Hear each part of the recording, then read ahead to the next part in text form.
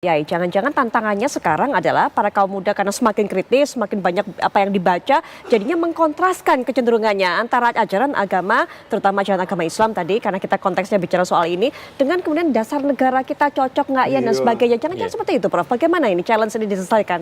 Ya, persoalan anak muda itu kan sedang mencari identitas mencari apa yang cocok buat mereka, kemudian mencari di mana saja. Kalau tidak ada figur yang diikuti, semua sumber ada di medsos, di internet dan lain sebagainya, dan tidak bisa memilih dan memilah ya mana yang cocok, tentu itu akan menjadi masalah. Maka kemudian tadi bahwa apa yang disampaikan oleh Pak Prabowo itu kan punya dua level ya, level domestik buat Indonesia dan juga tentu internasional ya, karena beliau juga menolak dan mengatakan perlu untuk melawan ekstremisme dan juga Islamofobia.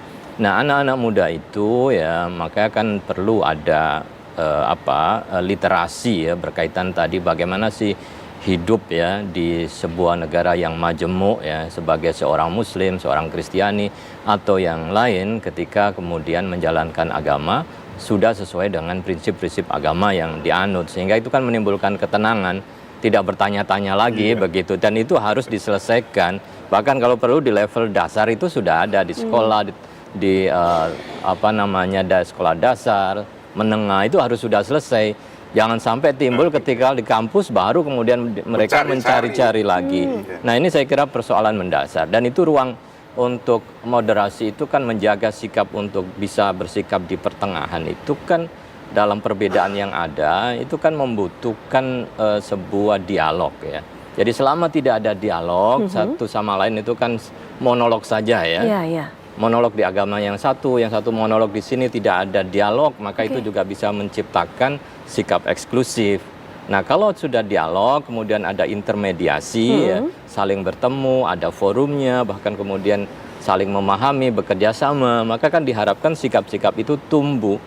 Maka tentu ya negara juga bertanggung jawab untuk menyiapkan itu ya. Saya kira para ulama, para kiai kan sudah bekerja keras di lapangan, dan itu juga harus difasilitasi oleh negara, karena yang disampaikan oleh Pak Prabowo itu kan atas nama negara betul. Maka ya tentu organ-organ negara itu harus bergerak gitu ya. Kalau hanya mengandalkan dari kerja civil society tentu juga tidak optimal kalau tidak diimbangi oleh fasilitasi yang dilakukan oleh negara. Karena biar bagaimanapun tadi ini bagian dari diplomasi publik ya, mengangkat Indonesia. Domestik kita bagus, dunia internasional kemudian dipandang, tapi kan tidak cukup. Modal yang bagus ini harus disebarkan dan negara harus memfasilitasi di dunia internasional begitu.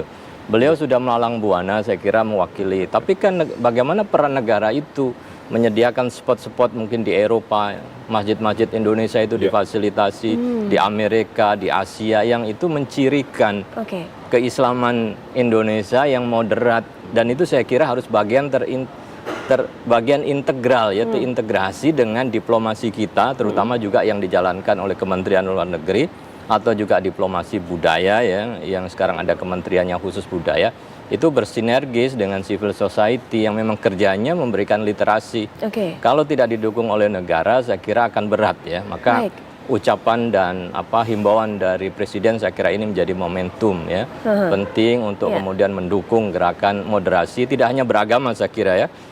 Moderasi beragama, bermasyarakat, berbangsa dan bernegara, itu kan sikap-sikap itu harus selalu diajarkan kepada generasi muda kita.